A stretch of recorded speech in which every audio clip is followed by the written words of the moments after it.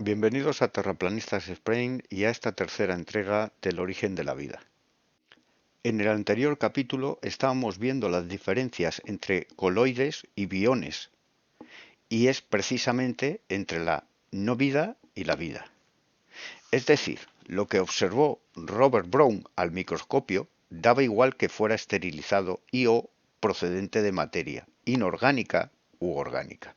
Era lo mismo, partículas brownianas o biones que, en contra de lo que opina la biología moderna, sí son el origen de la vida tal y como demostraremos, y por tanto sí están vivas y sí participan de manera clave en el proceso inicial de la generación espontánea, tan ridiculizado hoy en día. Por consiguiente, la única diferencia clave es que un coloide, este sí se mueve 100% estoicamente, mientras que en un bión o partícula browniana no siempre lo hace. El conocido como efecto Tyndall se produce cuando un haz de luz pasa por un medio con partículas coloidales suspendidas, como pueden ser, por ejemplo, partículas de polvo. Cuando esto ocurre, el haz se desviará en todas direcciones por efecto del choque de la luz con ellas, provocando que se formen unas manchas luminosas difuminadas en forma de nimbo alrededor de las partículas.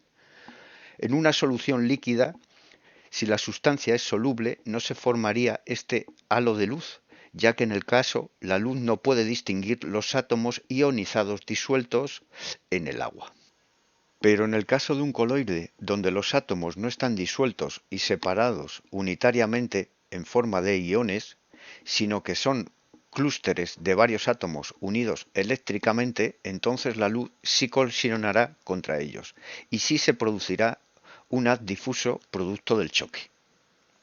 Volviendo a Tyndall y el necesario repaso a la historia de la microbiología, lo que esto demostró es que en una cámara de aire limpio y aséptico por él diseñada y construida a partir de la correspondencia mantenida con Pasteur, se lograría que las muestras del caldo esterilizado se mantuvieran libres de gérmenes. Y la cosa al principio funcionó, y bastante bien, apoyando de esta forma la teoría microbiana de Pasteur, en detrimento, como veremos, de su rival Beecham. En los casos en los que las bacterias parecían resistir el ataque, Tyndall descubrió que esto siempre se debía a que formaban esporas que actuaban como un escudo con capacidad para resistir el calor de la esterilización. Ante esto, Tyndall ideó entonces un modo de matar a las bacterias con esporas: la esterilización fraccionada, también llamada tyndalización. Consiste en aplicar al menos 3 ciclos de esterilización por calor, separados día por medio, de modo que las esporas que eclosionan tras el primer ciclo mueran en el segundo y las supervivientes en el tercero. Hoy en día, aunque se haya mejorado su efecto considerablemente, esta idea sigue estando en la base de los modernos sistemas de asepsia del aire de los laboratorios clínicos y quirófanos. El problema de las ideas de Pasteur y Tyndall, como demostraremos, si bien sus resultados fueron correctos y han contribuido a la pasteurización y tyndalización, es decir, a la asepsia alimentaria y sanitaria, los marcos de validez de los mismos se extendieron a toda la microbiología, en una especie de decisión o idea preconcebida. Y una vez más, hablo de este problema en el que la ciencia moderna se estrella una y otra vez, el de los marcos de validez de las leyes. Ambos experimentos no demuestran que la vida no pueda proceder de la no vida, sino que un experimento como este no se observa forma de vida que proceda de la no vida.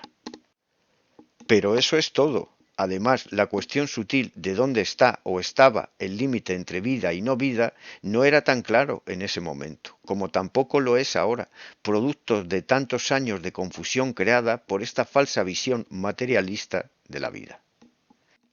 Además, por si esto fuera poco, Reich pondrá en su momento en evidencia al que Tyndall en más de una ocasión realizó ciertas conclusiones falsas en pos de una idea que, como decimos, parece a todas luces ya preconcebida de antemano. Por ejemplo, el biólogo Richard Bennett Goldsmith, 1878-1958, que había estudiado la historia previa de la polémica entre partidarios y detractores de la contaminación por bacterias del aire versus generada espontánea, había detallado otro de los experimentos que Tyndall había manipulado. En este experimento, Tyndall realizó un caldo de 54 sustancias orgánicas diferentes, como la carne. No especifica cuáles más y solo dice que eran compuestos orgánicos, a las que hirvió por encima de los 100 grados, sellando cada uno de los caldos en respectivas botellas que se llevó a un glaciar en Suiza. Durante el trayecto, 6 se rompieron, generando todas ellas bacterias al poco, y luego se dividió las botellas en dos grupos. Las abrió en un enil por un lado y en un glaciar por otro. En las primeras aparecieron bacterias, pero las segundas no. Goldsmith concluyó que Tyndall, gracias a esto, había demostrado que las bacterias no se pueden transmitir en un medio puro y aséptico. Una conclusión completamente absurda y sin sentido biológico alguno, ya que lo que este experimento demostraba es que estas bacterias del aire simplemente no se transmiten al no sobrevivir a las condiciones de temperatura de glaciar, como si lo hacen en el enil, o sencillamente que a temperaturas cercanas a la congelación la actividad biológica se paraliza. Y eso entre otras variables. La debacle de Einstein. En 1905, Albert Einstein presentó una explicación teórica y matemática basada en la física estadística, que demostraba que el movimiento browniano era puramente estocástico. Al igual que ocurrió con la teoría de la relatividad, que el alemán plagió al italiano Olinto de Pretto, 1857-1921. Einstein hizo lo mismo con el movimiento browniano de los trabajos del físico polar afincado en Viena, Martin Somuluchowski, 1827-1917, el cual ya había descrito el fenómeno matemáticamente con muchísima anterioridad.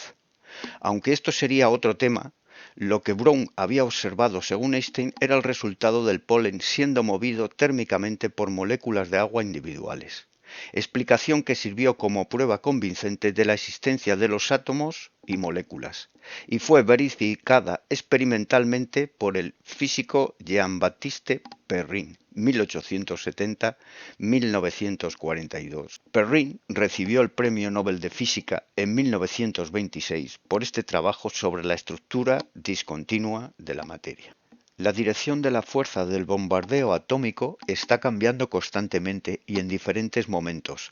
La partícula es golpeada más en un lado que en otro, lo que conlleva la naturaleza aleatoria del movimiento. Mayor temperatura implica mayor movimiento browniano, siguiendo por tanto con los estándares de la teoría cinética, la cual, como vimos cuando hablamos de la temperatura fónica en los capítulos anteriores, es lo que entendemos por temperatura en un nivel básico y esencial de comportamiento, y cuyo marco de validez es perfectamente válido para un ingeniero que quiera calcular la presión del gas que sale por una caldera, pero no para un biólogo que quiera entender la vida, como se demostró, por ejemplo, con la relación crítica entre las temperaturas corporales de los animales y la resonancia fonónica, la cual permite la homeostasis.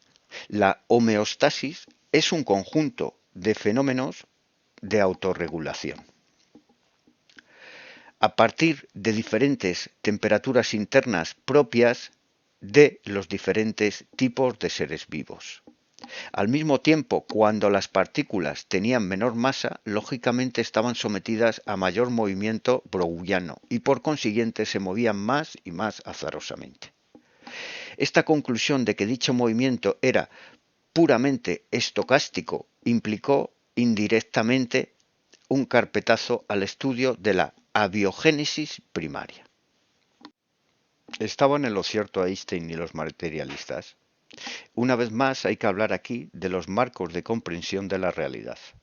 En una primera aproximación, sí, si se parte de la asunción de que las partículas brownianas carecen de vida, entonces éstas, en efecto, describirían un movimiento aleatorio, tal y como lo hacen los coloides descritos por Tyndall.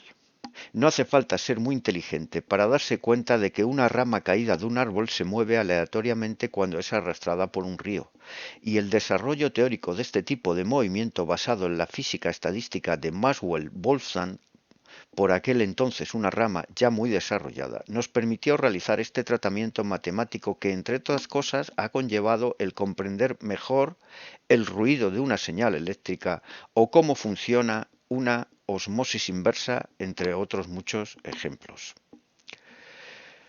La comprensión cuantitativa de la realidad le servirá mucho a los técnicos o ingenieros para diseñar una máquina, pero falla estrepitosamente ante las preguntas clave de nuestra existencia, como el origen de la vida, que son todas puramente cualitativas.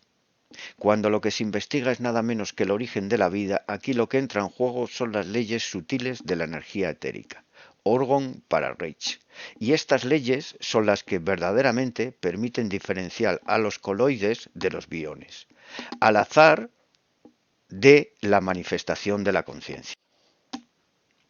Porque, ¿qué ocurriría o implicaría en caso de que esto no fuera así? En caso de que efectivamente las partículas brownianas poseyesen una inteligencia que las permitiera apañárselas para juntarse entre ellas y formar con el tiempo formas complejas como bacterias procariotas, ¿tanto amenazaría esto a los dogmas de la biología y a la ciencia materialista? La respuesta, si se conoce la historia de la biología, en primer lugar, y se entiende cómo han sido enseñados a pensar los biólogos, en segundo lugar, es un rotundo sí. Y lo es por varios motivos, siendo el principal de ellos el que estaría soslayando la segunda ley de la termodinámica. Con toda seguridad, esta fue la principal premisa de fondo que en el inconsciente de los científicos fue poco a poco subestimando y denostando la posibilidad de que estas formas pudieran tener vida. La demostración de que la vida puede proceder de la no vida y de que hay un proceso responsable de ello solo tiene una posible vía: la de detectarlo, observarlo, seguirlo, trazarlo, aislarlo y con ello demostrarlo. Esto es exactamente lo que hicieron Reich, Beckham, Rife, Enderlein y Naesses, y por ello la historia escrita por los materialistas les relegó al baúl de los proscritos. La ciencia moderna cometió un importante descuido. Se les olvidó mirar por el microscopio el suficiente tiempo.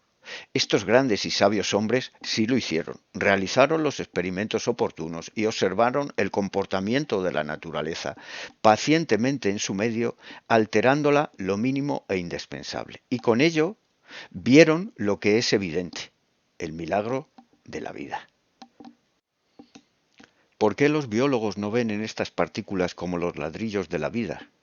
Como siempre y como decía Tesla, los científicos sustituyen las matemáticas por los experimentos y la observación por la estadística, construyendo con ello una teoría que nada tiene que ver con la realidad.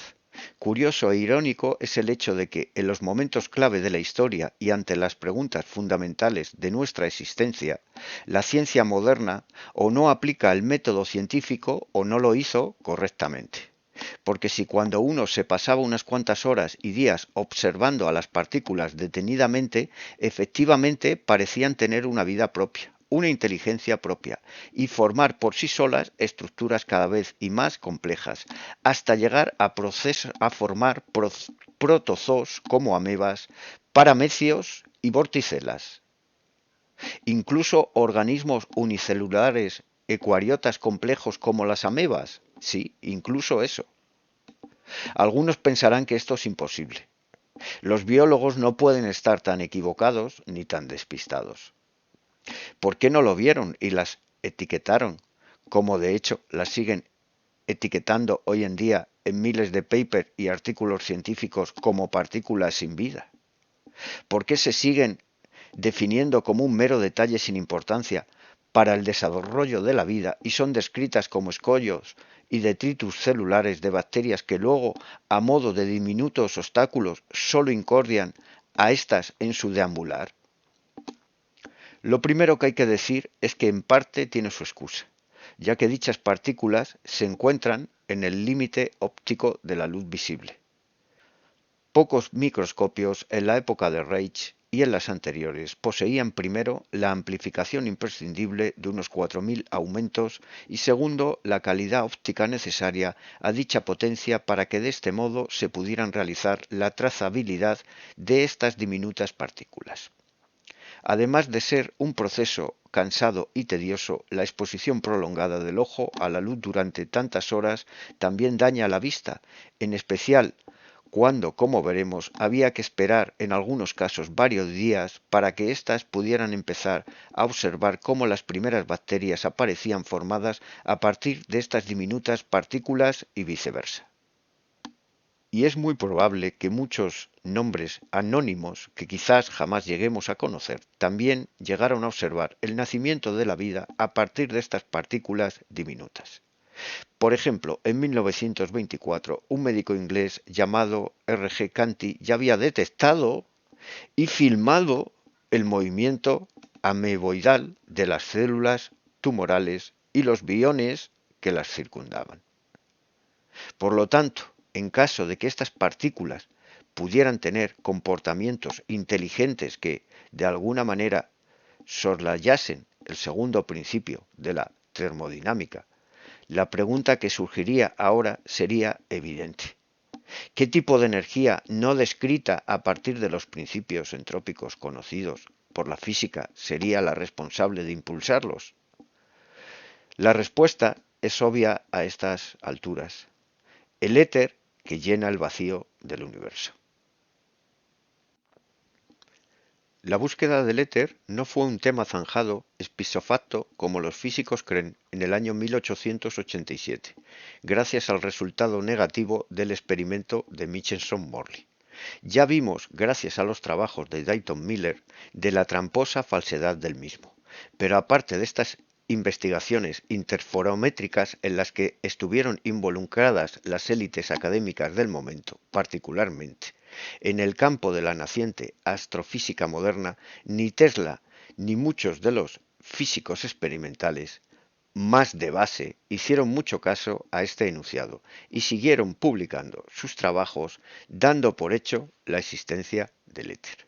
De la misma manera que el viento del éter es confundido con la radiación de fondo de microondas del Big Bang y la energía oscura con el éter orgónico reichiano, en el siglo anterior ocurrió exactamente lo mismo con el movimiento browniano y la biogénesis, con consecuencias desastrosas para el conocimiento del origen de la vida. Es decir, que los antietéricos materialistas no solo arruinaron a la física, sino también a la biología, al degradar la energía vital de los antiguos alquimistas como explicación a los mecanismos que rigen la vida al rango de superchería y delirios místicos propios del pasado. De modo que, pasados los años 30, en particular, tras la Convención de Copenhague, los trabajos que incluían la palabra éter empezaron a ser definitivamente retractados. Y en este contexto tan sumamente involutivo es en el que irrumpe un tal William Reich, anunciando más a contracorriente, aún si cabe, el descubrimiento, o mejor dicho, el redescubrimiento del orgón o energía vital. Gracias a lo que hoy en día sabemos sobre la historia de la ciencia biónica proscrita y de cómo ésta explica el origen de la vida, el rompecabezas de su misterio tiene ya muchas piezas perfectamente encajadas, que nos permiten dar un salto cualitativo sin precedentes. Me refiero a ciencia real y empírica que nos permite descubrir aspectos claves tales como que tanto la salud como la enfermedad son procesos naturales, supeditados y controlados por la psique, o en otras palabras, por el alma. Estamos hablando de algo que podemos aplicar a cada instante de nuestra vida y comprender no solo lo que nos ocurre, sino también el por qué nos ocurre, dejando de tener miedo a las enfermedades y comprendiendo la lógica biológica, es decir, la lógica o logos de la vida, como debería implicar la palabra biología. En cierto sentido, la ciencia reichiana es una de las mejores visiones y explicaciones para rescatar al humano moderno de las tinieblas de la ignorancia de los materialistas. El contexto histórico represivo del periodo entre guerras. En 1936, durante los 2 años siguientes, Reich realizaría una tanda de experimentos que demostrarían que el origen de la vida lo debemos de situar en estas partículas brownianas elementales, a las que él pasó a llamar biones. El resultado de estos experimentos fue el libro con el explícito título de Los experimentos con biones o sobre el origen de la vida, de 1938. Que marcaría el inicio de una etapa completamente nueva. Reich deja de ser un psiquiatra para pasar a ser un científico puro y duro, sometido al método científico extremo al que él seguía al pie de la letra. Reich no fue para nada un metafísico. Solo a cuentagotas encontramos en la obra de Reich referencias al carácter trascendente de la vida, a excepción de su metafísica obra cumbre, que es El éter, Dios y demonio, de 1949. Desde el punto de vista de las sociedades tradicionales, la sexualidad no ha tenido nunca un carácter liberador, concepto netamente moderno, sino sagrado. La sociedad moderna es un invento de las élites y cambia en sus formas como cambia la dirección del viento o las modas que están continuamente, se reinventan. La vida no. La vida es un hecho y no es un constructo. Tiene unas leyes cuyo origen se pierden en los tiempos, los cuales no se descubren, sino que se redescubren. Algunas aclaraciones previas sobre el orgón. La idea del orgón supone, visto con la perspectiva y el conocimiento que tenemos ahora, una mezcolanza de energía no física y fuerzas formativas, que la auténtica ciencia ha tenido siempre muy identificadas y claramente diferenciadas.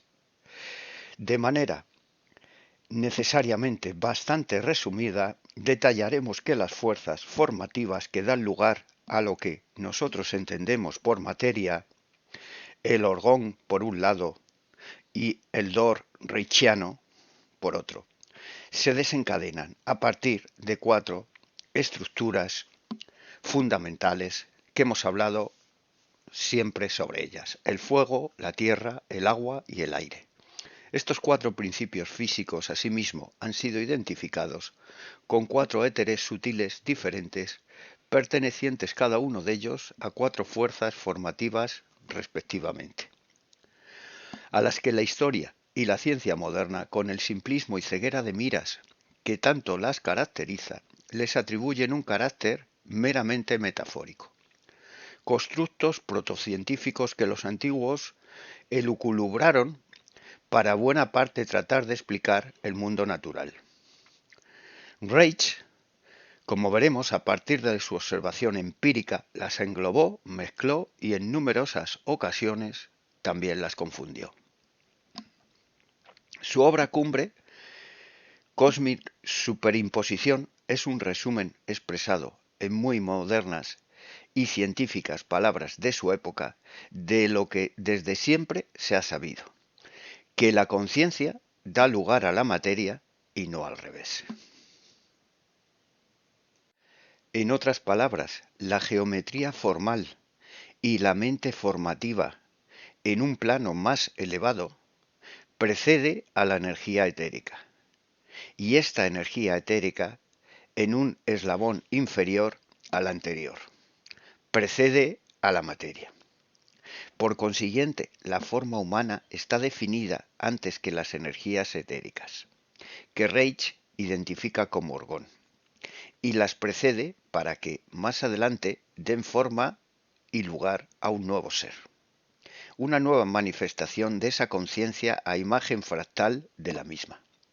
Reich concluye erróneamente que el orgón es el que da lugar a las formas de la naturaleza, cuando desde la auténtica ciencia es justo al revés, son las formas o arquetipos a los que se referiría Carl Jung que ya existen previamente, las que mueven inteligentemente al orgón o energía etérica para cumplir en un segundo desdoblamiento en el plano material su voluntad de manifestarse. Es decir, que en resumen, primero es la mente y las formas arquetípicas, luego los éteres o energías sutiles y finalmente la realidad física tangible y ponderable, que es la única que trata la ciencia moderna. El descubrimiento de los biones 1935-1938. Las fotografías que os podemos mostrar de los años 30 que he ido presentando a lo largo de estos programas son más que nada una función histórica más que demostrativa por la calidad de las mismas. Con un papel muy protagonista, el microscopio Reicher Z, dotado con una capacidad de 4.500 aumentos, más equipo para realizar fotografía microscópica del primer nivel para la época, Reich dispuso de 2 unidades de este microscopio, más otra de campo oscuro de 3.000 aumentos de capacidad. Sin este equipo, el descubrimiento del origen de la vida jamás hubiera sido posible.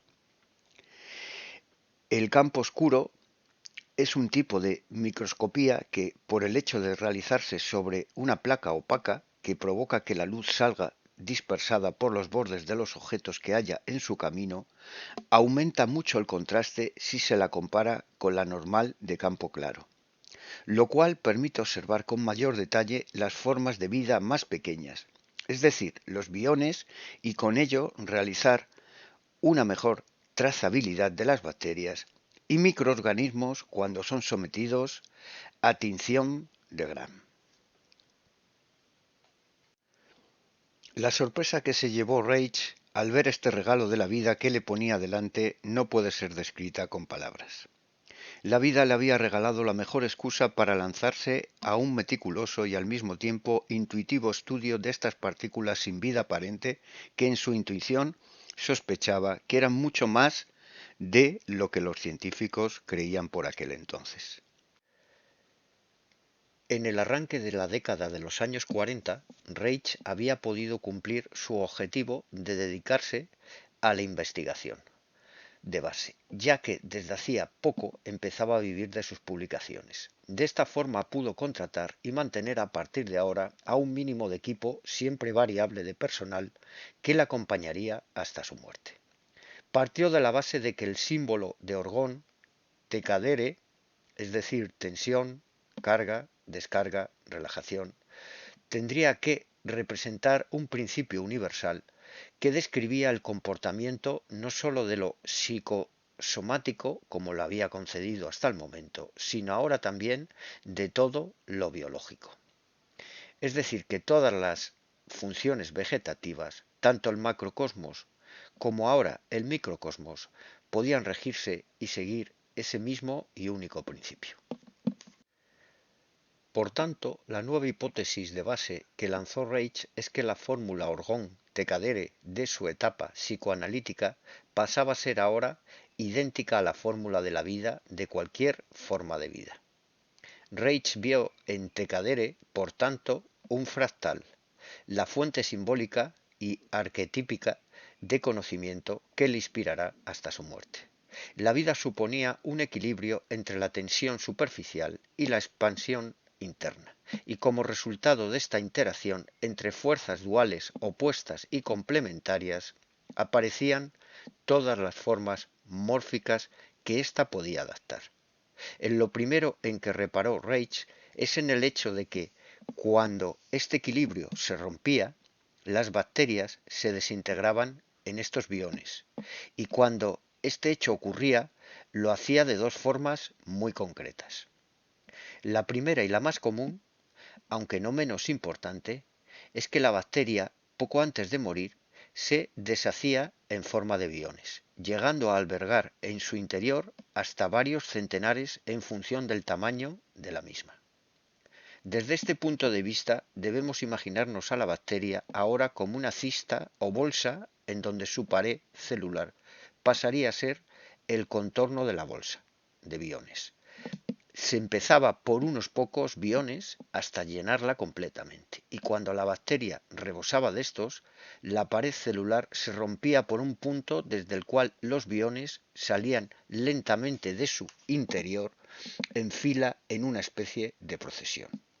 Podríamos llamar a esta primera forma desintegración implosiva, y se producía cuando la tensión superficial externa superaba a la tensión interna.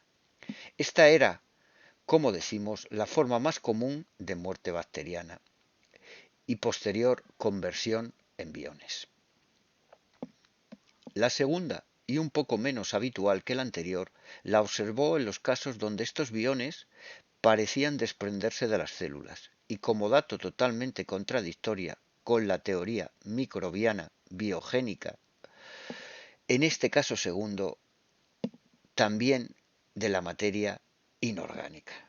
Los ejemplos de materia inerte con la que Reich se encontró con este inaudito hecho serían el carbón, el hollín, la arena y el hierro. Podríamos llamar a esta segunda forma desintegración explosiva, ya que en esta ocasión eran los biones los que salían disparados de la célula, hecho que se producía cuando la tensión superficial externa era superada por la interna. Publicó el cuadro que vemos en pantalla, donde pone de manifiesto este carácter dual del campo bioeléctrico humano.